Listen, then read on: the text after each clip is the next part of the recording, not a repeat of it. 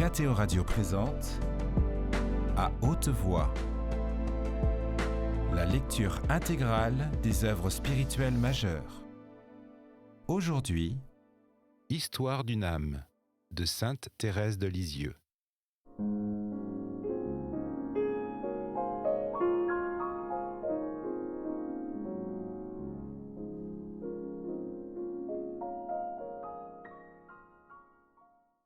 En cette nuit de lumière commença la 3e période de ma vie, la plus belle de toutes, la plus remplie des grâces du ciel. En un instant, l'ouvrage que je n'avais pu faire en 10 ans, Jésus le fit, se contentant de ma bonne volonté qui jamais ne me fit défaut. Comme ses apôtres, je pouvais lui dire « Seigneur, j'ai péché toute la nuit sans rien prendre ». Plus miséricordieux encore pour moi qu'il ne le fut pour ses disciples, Jésus prit lui-même le filet, le jeta et le retira rempli de poissons. Il fit de moi un pêcheur d'âmes. Je sentis un grand désir de travailler à la conversion des pécheurs, désir que je n'avais pas senti aussi vivement. Je sentis en un mot la charité entrer dans mon cœur, le besoin de m'oublier pour faire plaisir, et depuis lors je fus heureuse. Un dimanche, en regardant une photographie de notre Seigneur en croix, je fus frappée par le sang qui tombait d'une de ses mains divines. J'éprouvais une grande peine en pensant que ce sang tombait à terre sans que personne ne s'empresse de le recueillir. Et je résolus de me tenir en esprit au pied de la croix pour recevoir la divine rosée qui en découlait, comprenant qu'il me faudrait ensuite la répandre sur les âmes. Le cri de Jésus sur la croix retentissait aussi continuellement dans mon cœur. « J'ai soif !» Ces paroles allumaient en moi une ardeur inconnue et très vive. Je voulais donner à boire à mon bien-aimé et je me sentais moi-même dévorée de la soif des âmes. Ce n'étaient pas encore les âmes de prêtres qui m'attiraient, mais celles des grands pécheurs. Je brûlais du désir de les arracher aux flammes éternelles. Afin d'exciter mon zèle, le bon Dieu me montra qu'il avait mes désirs pour agréables. J'entendis parler d'un grand criminel qui venait d'être condamné à mort pour des crimes horribles. Tout portait à croire qu'il mourrait dans l'impénitence. Je voulus à tout prix l'empêcher de tomber en enfer. Afin d'y parvenir, j'employai tous les moyens imaginables. Sentant que de moi-même je ne pouvais rien, j'offris au bon Dieu tous les mérites infinis de notre Seigneur, les trésors de la Sainte Église. Enfin, je priais Céline de faire dire une messe dans mes intentions, n'osant pas la demander moi-même, dans la crainte d'être obligée d'avouer que c'était pour Pranzini, le grand criminel. Je ne voulais pas non plus le dire à Céline, mais elle me fit de si tendres et si pressantes questions que je lui confiai mon secret. Bien loin de se moquer de moi, elle me demanda de m'aider à convertir mon pécheur. J'acceptai avec reconnaissance, car j'aurais voulu que toutes les créatures s'unissent à moi pour implorer la grâce du coupable. Je sentais au fond de mon cœur la certitude que nos désirs seraient satisfaits. Mais afin de me donner du courage pour continuer à prier pour les pécheurs, je dis au bon Dieu que j'étais bien sûre qu'il pardonnerait au pauvre malheureux Pranzini, que je le croirais même s'il ne se confessait pas et ne donnait aucune marque de repentir, tant j'avais de confiance en la miséricorde infinie de Jésus, mais que je lui demandais seulement un signe de repentir pour ma simple consolation. Ma prière fut exaucée à la lettre. Malgré la défense que papa nous avait faite de lire aucun journal, je ne croyais pas désobéir en lisant les passages qui parlaient de Pranzini. Le lendemain de son exécution, je trouve sous ma main le journal La Croix. Je l'ouvre avec empressement. Et que vois-je ? Oh, mes larmes trahirent mon émotion, et je fus obligée de me cacher. Pranzini ne s'était pas confessé. Il était monté sur l'échafaud et s'apprêtait à passer la tête dans le lugubre trou quand, tout à coup, saisi d'une inspiration subite, il se retourne, saisit un crucifix que lui présentait le prêtre et baisse par 3 fois ses plaies sacrées. Puis son âme alla recevoir la sentence miséricordieuse de celui qui déclare qu'au ciel, il y aura plus de joie pour un seul pécheur qui fait pénitence que pour 99 justes qui n'ont pas besoin de pénitence. J'avais obtenu le signe demandé, et ce signe était la reproduction fidèle de grâce que Jésus m'avait faite pour m'attirer à prier pour les pécheurs. N'était-ce pas devant les plaies de Jésus, en voyant couler son sang divin, que la soif des âmes était entrée dans mon cœur ? Je voulais leur donner à boire ce sang immaculé qui devait les purifier de leurs souillures, et les lèvres de mon premier enfant allèrent se coller sur les plaies sacrées. Quelle réponse ineffablement douce ! Ah, depuis cette grâce unique, mon désir de sauver les âmes grandit chaque jour. Il me semblait entendre Jésus me dire, comme à la Samaritaine, « Donne-moi à boire ». C'était un véritable échange d'amour. Aux âmes, je donnais le sang de Jésus. À Jésus, j'offrais ces mêmes âmes rafraîchies par sa rosée divine. Ainsi, il me semblait le désaltérer. Et plus je lui donnais à boire, plus la soif de ma pauvre petite âme augmentait. Et c'était cette soif ardente qu'il me donnait comme le plus délicieux breuvage de son amour. En peu de temps, le bon Dieu avait su me faire sortir du cercle étroit où je tournais, ne sachant comment en sortir. En voyant le chemin qu'il me fit parcourir, ma reconnaissance est grande. Mais il faut bien que j'en convienne. Si le plus grand pas était fait, il me restait encore bien des choses à quitter. Dégagé de ses scrupules, de sa sensibilité excessive, mon esprit se développa. J'avais toujours aimé le grand, le beau, mais à cette époque, je fus prise d'un désir extrême de savoir. Ne me contentant pas des leçons et des devoirs que me donnait ma maîtresse, je m'appliquais seule à des études spéciales d'histoire et de sciences. Les autres études me laissaient indifférente. Mais ces deux parties attiraient toute mon attention. Aussi, en peu de mois, j'acquis plus de connaissances que pendant mes années d'études. Ah, cela n'était bien que vanité et affliction d'esprit. Le chapitre de l'imitation où il est parlé de science me revenait souvent à la pensée, mais je trouvais le moyen de continuer quand même, me disant qu'étant en âge d'étudier, il n'y avait pas de mal à le faire. Je ne crois pas avoir offensé le bon Dieu, bien que je reconnaisse avoir passé là un temps inutile, car je n'y employais qu'un certain nombre d'heures que je ne voulais pas dépasser afin de mortifier mon désir trop vif de savoir. J'étais à l'âge le plus dangereux pour les jeunes filles, mais le bon Dieu a fait pour moi ce que rapporte Ézéchiel dans ses prophéties. Passant auprès de moi, Jésus a vu que le temps était venu pour moi d'être aimé. Il a fait alliance avec moi, et je suis devenue sienne. Il a étendu sur moi son manteau. Il m'a lavé dans les parfums précieux, m'a revêtue de robes brodées, me donnant des colliers et des parures sans prix. Il m'a nourrie de la plus pure farine, de miel et d'huile en abondance. Alors je suis devenue belle à ses yeux, et il a fait de moi une puissante reine. Oui, Jésus a fait tout cela pour moi. Je pourrais reprendre chaque mot que je viens d'écrire et prouver qu'il s'est réalisé en ma faveur. Mais les grâces que j'ai rapportées plus haut en sont une preuve suffisante. Je vais seulement parler de la nourriture qu'il m'a prodiguée en abondance.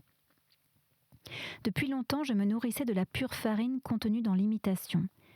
C'était le seul livre qui me fit du bien, car je n'avais pas encore trouvé les trésors cachés dans l'Évangile. Je savais par cœur presque tous les chapitres de ma chère imitation. Ce petit livre ne me quittait jamais. En été, je le portais dans ma poche, en hiver dans mon manchon. Aussi était-il devenu traditionnel. Chez ma tante, on s'en amusait beaucoup, et l'ouvrant au hasard, on me faisait réciter le chapitre qui se trouvait devant les yeux. À 14 ans, avec mon désir de science, le bon Dieu trouva qu'il était nécessaire de joindre à la pure farine du miel et de l'huile en abondance. Ce miel et cette huile, il me les fit trouver dans les conférences de monsieur l'abbé Arminjon, sur la fin du monde présent et les mystères de la vie future. Ce livre avait été prêté à papa par mes chers carmélites. Aussi, contrairement à mon habitude, car je ne lisais pas les livres de papa, je demandais à le lire. Cette lecture fut encore une des plus grandes grâces de ma vie. Je la fis à la fenêtre de ma chambre d'études, et l'impression que je ressens est trop intime et trop douce pour que je puisse la rendre. Toutes les grandes vérités de la religion, les mystères de l'éternité, plongeaient mon âme dans un bonheur qui n'était pas de la terre. Je pressentais déjà ce que Dieu réserve à ceux qui l'aiment, non pas avec l'œil de l'homme, mais avec celui du cœur, en voyant que les récompenses éternelles n'avaient nulle proportion avec les légers sacrifices de la vie. Je voulais aimer Jésus avec passion, lui donner 1000 marques d'amour pendant que je le pouvais encore. Je copiais plusieurs passages sur le parfait amour et sur la réception que le bon Dieu doit faire à ses élus au moment où lui-même deviendra leur grande et éternelle récompense. Je redisais sans cesse les paroles d'amour qui avaient embrasé mon cœur. Céline était devenue la confidente intime de mes pensées. Depuis Noël, nous pouvions nous comprendre. La distance d'âge n'existait plus, puisque j'étais devenue grande en taille et surtout en grâce.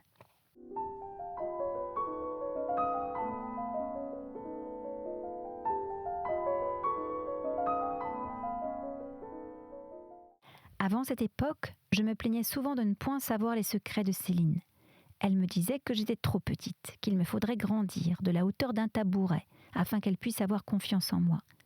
J'aimais à monter sur ce précieux tabouret lorsque j'étais à côté d'elle, et je lui disais de me parler intimement. Mais mon industrie était inutile, une distance nous séparait encore. Jésus, qui voulait nous faire avancer ensemble, forma dans nos cœurs des liens plus forts que ceux du sang. Il nous fit devenir sœurs d'âme. En nous se réalisèrent ces paroles du cantique de notre Père Saint Jean de la Croix, parlant à l'époux, l'épouse s'écrie « En suivant vos traces, les jeunes filles parcourent légèrement le chemin, l'attouchement de l'étincelle, le vin épicé leur font produire des aspirations divinement embaumées. » Oui, c'était bien légèrement que nous suivions les traces de Jésus. Les étincelles d'amour qu'il semait à pleine main dans nos âmes, le vin délicieux et fort qu'il nous donnait à boire faisait disparaître à nos yeux les choses passagères, et de nos lèvres sortaient des aspirations d'amour inspirées par lui. Quelles étaient douces les conversations que nous avions chaque soir dans le belvédère. Le regard plongé dans le lointain, nous considérions la blanche lune s'élevant doucement derrière les grands arbres, les reflets argentés qu'elle répandait sur la nature endormie, les brillantes étoiles scintillant dans l'azur profond, le souffle léger de la brise du soir faisant flotter les nuages neigeux. Tout élevait nos âmes vers le ciel, le beau ciel, dont nous ne contemplions encore que l'envers limpide. Je ne sais si je me trompe, mais il me semble que l'épanchement de nos âmes ressemblait à celui de sainte Monique avec son fils, lorsqu'au port d'Ostie, il restait perdu dans l'extase à la vue des merveilles du Créateur. Il me semblait que nous recevions des grâces d'un ordre aussi élevé que celle accordée aux grands saints. Comme le dit l'imitation, le bon Dieu se communique parfois au milieu d'une vive splendeur, ou bien doucement voilé sous des ombres et des figures. C'était de cette manière qu'il daignait se manifester à nos âmes. Mais qu'il était transparent et léger le voile qui dérobait Jésus à nos regards. Le doute n'était pas possible. Déjà la foi et l'espérance n'étaient plus nécessaires. L'amour nous faisait trouver sur la terre celui que nous cherchions. L'ayant trouvé seul, il nous avait donné son baiser, afin qu'à l'avenir personne ne puisse nous mépriser. Des grâces aussi grandes ne devaient pas rester sans fruit, aussi furent-ils abondants. La pratique de la vertu nous devint douce et naturelle. Au commencement, mon visage trahissait souvent le combat, mais peu à peu cette impression disparut, et le renoncement me devint facile, même au premier instant. Jésus l'a dit, « À celui qui possède, on donnera encore, et il sera dans l'abondance. » Pour une grâce fidèlement reçue, il m'en accordait une multitude d'autres. Il se donnait lui-même à moi dans la Sainte Communion plus souvent que je n'aurais osé l'espérer. J'avais pris pour règle de conduite de faire, sans en manquer une seule, les communions que mon confesseur me donnerait, mais de le laisser en régler le nombre, sans jamais lui en demander. Je n'avais point à cette époque l'audace que je possède maintenant. Sans cela, j'aurais agi autrement, car je suis bien sûre qu'une âme doit dire à son confesseur l'attrait qu'elle ressent à recevoir son Dieu. Ce n'est pas pour rester dans le ciboire d'or qu'il descend chaque jour du ciel, c'est afin de trouver un autre ciel qui lui est infiniment plus cher que le premier. Le ciel de notre âme, fait à son image, le temple vivant de l'adorable Trinité. Jésus qui voyait mon désir et la droiture de mon cœur permit que pendant le mois de mai, mon confesseur me dit de faire la Sainte Communion 4 fois par semaine. Et ce beau mois passé, il en ajouta une 5e à chaque fois qu'il se trouverait une fête. De bien douces larmes coulèrent de mes yeux en sortant du confessionnal. Il me semblait que c'était Jésus lui-même qui voulait se donner à moi, car je n'étais que très peu de temps à confesser. Jamais je ne disais un mot de mes sentiments intérieurs. La voie par laquelle je marchais était si droite, si lumineuse, qu'il ne me fallait pas d'autre guide que Jésus. Je comparais les directeurs à des miroirs fidèles qui reflétaient Jésus dans les âmes, et je disais que pour moi le bon Dieu ne se servait pas d'intermédiaire, mais agissait directement. Lorsqu'un jardinier entoure de soin un fruit qu'il veut faire mûrir avant la saison, ce n'est jamais pour le laisser suspendu à l'arbre, mais afin de le présenter sur une table brillamment servie. C'était dans une intention semblable que Jésus prodiguait ses grâces à sa petite fleurette.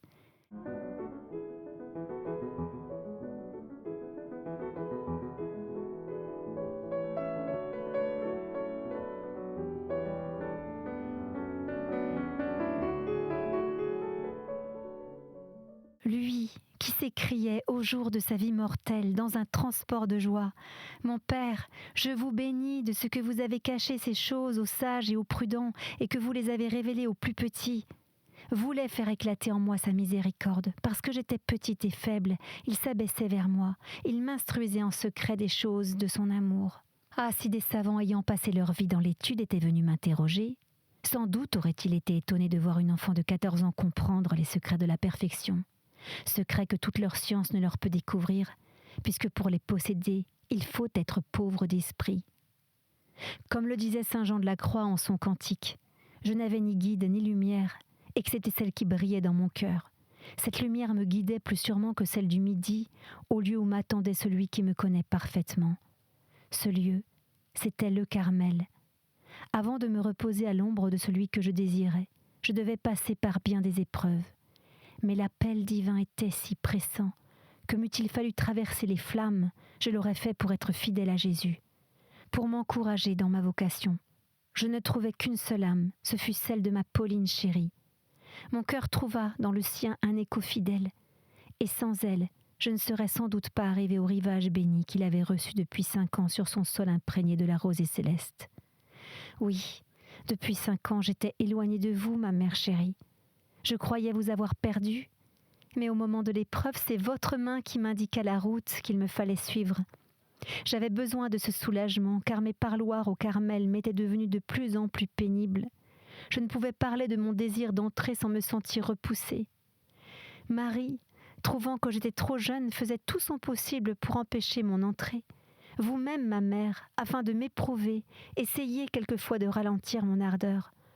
Enfin, si je n'avais pas eu vraiment la vocation, je me serais arrêtée dès le début, car je rencontrais des obstacles aussitôt que je commençais à répondre à l'appel de Jésus. Je ne voulus pas dire à Céline mon désir d'entrer si jeune au Carmel, et cela me fit souffrir davantage, car il m'était bien difficile de lui cacher quelque chose. Cette souffrance ne dura pas longtemps. Bientôt ma petite sœur chérie apprit ma détermination, et loin d'essayer de me détourner, elle accepta avec un courage admirable le sacrifice que le bon Dieu lui demandait. Pour comprendre combien il fut grand, il faudrait savoir à quel point nous étions unis. C'était pour ainsi dire la même âme qui nous faisait vivre. Depuis peu de mois, nous jouissions ensemble de la vie la plus douce que des jeunes filles puissent rêver. Tout autour de nous répondait à nos goûts. La liberté la plus grande nous était donnée. Enfin, je disais que notre vie était sur la terre, l'idéal du bonheur. À peine avions-nous eu le temps de goûter cet idéal du bonheur qu'il fallait s'en détourner librement, et ma Céline chérie ne se révolta pas un instant. Ce n'était pas elle, cependant, que Jésus appelait la première, aussi aurait-elle pu se plaindre. Ayant la même vocation que moi, c'était à elle de partir. Mais, comme au temps des martyrs, ceux qui restaient dans la prison donnaient joyeusement le baiser de la paix à leurs frères, partant les premiers pour combattre dans l'arène, et se consolaient dans la pensée que peut-être ils étaient réservés pour des combats plus grands encore.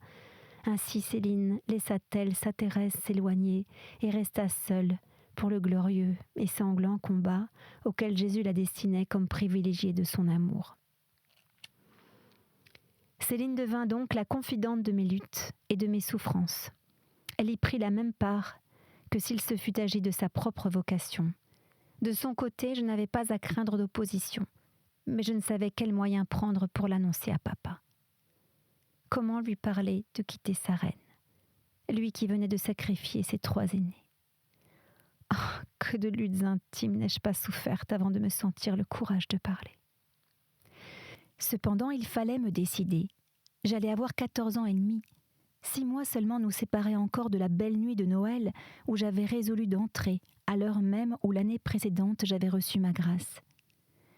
Pour faire ma grande confidence, je choisis le jour de la Pentecôte. Toute la journée, je suppliais les apôtres de prier pour moi, de m'inspirer les paroles que j'avais à dire. N'était-ce pas eux, en effet, qui devaient aider l'enfant timide que Dieu destinait à devenir l'apôtre des apôtres par la prière et le sacrifice ? Ce ne fut que l'après-midi, en revenant des vêpres, que je trouvai l'occasion de parler à mon petit père chéri. Il était allé s'asseoir au bord de la citerne et là, les mains jointes, il contemplait les merveilles de la nature. Le soleil, dont les feux avaient perdu leur ardeur, dorait le sommet des grands arbres où les petits oiseaux chantaient joyeusement leurs prières du soir. La belle figure de papa avait une expression céleste. Je sentais que la paix inondait son cœur. Sans dire un mot, j'allais m'asseoir à ses côtés. Les yeux déjà mouillés de larmes, il me regarda avec tendresse, et prenant ma tête, il l'appuya sur son cœur en me disant « Qu'as-tu, ma petite reine ? Confie-moi cela. » Puis, se levant comme pour dissimuler sa propre émotion, il marcha lentement, tenant toujours ma tête sur son cœur. À travers mes larmes, je lui confiai mon désir d'entrer au Carmel. Alors ses larmes vinrent se mêler aux miennes, mais il ne dit pas un mot pour me détourner de ma vocation, se contentant simplement de me faire remarquer que j'étais encore bien jeune pour prendre une détermination aussi grave. Mais je défendis si bien ma cause qu'avec la nature simple et droite de papa, il fut bientôt convaincu que mon désir était celui de Dieu lui-même. Et dans sa foi profonde, il s'écria que le bon Dieu lui faisait un grand honneur de lui demander ainsi ses enfants. Nous continuâmes longtemps notre promenade, mon cœur, soulagé par la bonté avec laquelle mon incomparable père avait accueilli ses confidences, s'épanchait doucement dans le sien. Papa semblait jouir de cette joie tranquille que donne le sacrifice accompli. Il me parla comme un saint, et je voudrais me rappeler ces paroles pour les écrire ici, mais je n'en ai conservé qu'un souvenir trop embaumé pour qu'il puisse se traduire. Ce dont je me souviens parfaitement, ce fut de l'action symbolique que mon roi chéri accomplit sans le savoir. S'approchant d'un mur peu élevé, il me montra de petites fleurs blanches, semblables à des lys en miniature, et prenant une de ces fleurs, il me la donna, m'expliquant avec quel soin le bon Dieu l'avait fait naître et l'avait conservée jusqu'à ce jour. En l'entendant parler, je croyais écouter mon histoire, tant il y avait de ressemblance entre ce que Jésus avait fait pour la petite fleur et la petite Thérèse. Je reçus cette fleurette comme une relique, et je vis qu'en voulant l'accueillir, papa avait enlevé toutes ses racines sans les briser. Elle semblait destinée à vivre encore dans une autre terre plus fertile que la mousse tendre où s'étaient écoulés ses premiers matins. C'était bien cette même action que papa venait de faire pour moi quelques instants plus tôt, en me permettant de gravir la montagne du Carmel et de quitter la douce vallée, témoin de mes premiers pas dans la vie. Je plaçais ma petite fleur blanche dans mon imitation au chapitre intitulé « Qu'il faut aimer Jésus par-dessus toute chose ». C'est là qu'elle est encore. Seulement la tige s'est brisée, tout près de la racine, et le bon Dieu semble me dire par là qu'il brisera bientôt les liens de sa petite fleur et ne la laissera pas se faner sur la terre.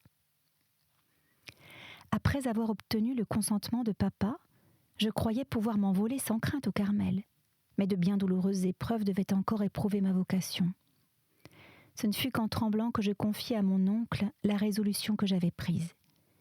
Il me prodigua toutes les marques de tendresse possibles.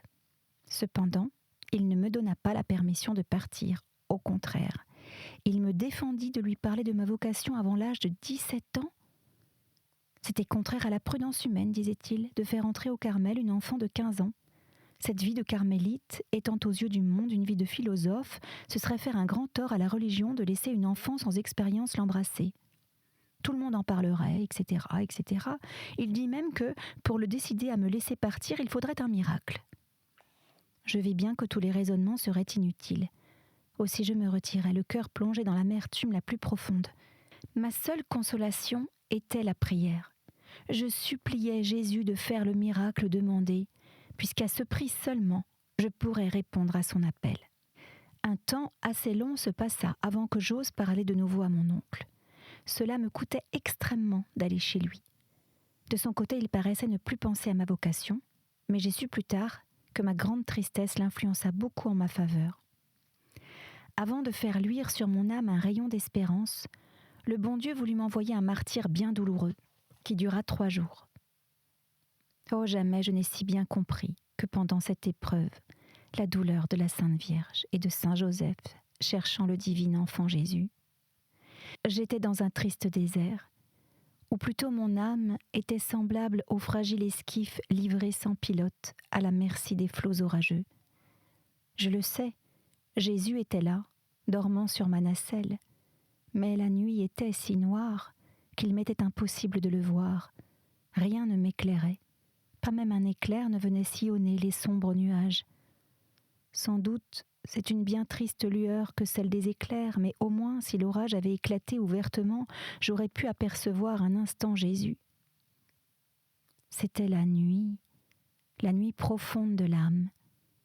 Comme Jésus, au jardin de l'agonie, je me sentais seule, ne trouvant de consolation ni sur la terre, ni du côté des cieux. Le bon Dieu paraissait m'avoir délaissée. La nature semblait prendre part à ma tristesse amère. Pendant ces 3 jours, le soleil ne fit pas luire un seul de ses rayons, et la pluie tomba par torrents. J'ai remarqué que dans toutes les circonstances graves de ma vie, la nature était à l'image de mon âme. Les jours de larmes, le ciel pleurait avec moi, et les jours de joie, le soleil envoyait à profusion ses gais rayons, et l'azur n'était obscurci d'aucun nuage.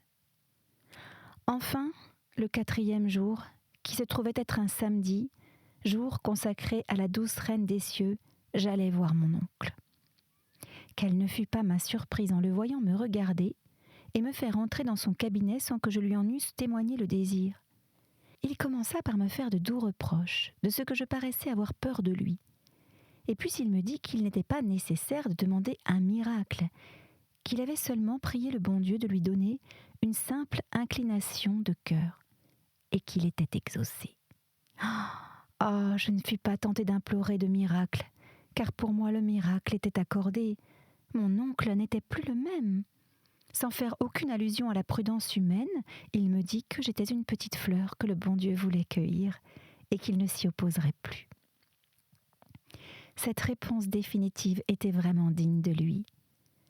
Pour la 3e fois, ce chrétien d'un autre âge permettait qu'une des filles adoptives de son cœur allât s'ensevelir loin du monde. Ma tante aussi fut admirable de tendresse et de prudence. Je ne me souviens pas que, pendant mon épreuve, elle m'ait dit un mot qui pût l'augmenter. Je voyais qu'elle avait grand pitié de sa pauvre petite Thérèse. Aussi, lorsque j'eus obtenu le consentement de mon cher oncle, elle me donna le sien, mais non sans me prouver de 1000 manières que mon départ lui causerait du chagrin. Hélas, nos chers parents étaient loin de s'attendre alors qu'il leur faudrait renouveler 2 fois encore le même sacrifice. Mais en tendant la main pour demander toujours, le bon Dieu ne la présenta pas vide. Ses amis les plus chers purent y puiser abondamment la force et le courage qui leur étaient si nécessaires. Mais mon cœur m'emporte bien loin de mon sujet, j'y retourne presque à regret. Après la réponse de mon oncle, vous comprenez, ma mère, avec quelle allégresse je repris le chemin des buissonnets sous le beau ciel dont les nuages s'étaient complètement dissipés. C'était À haute voix, une émission de KTO Radio. Aujourd'hui, Histoire d'une âme. Lecture, Erhard von Meyer. Captation et réalisation, Gustave Schlicht et Thibaut Dagalier. Une émission disponible en podcast sur ktoradio.com ou sur l'application KTO Radio.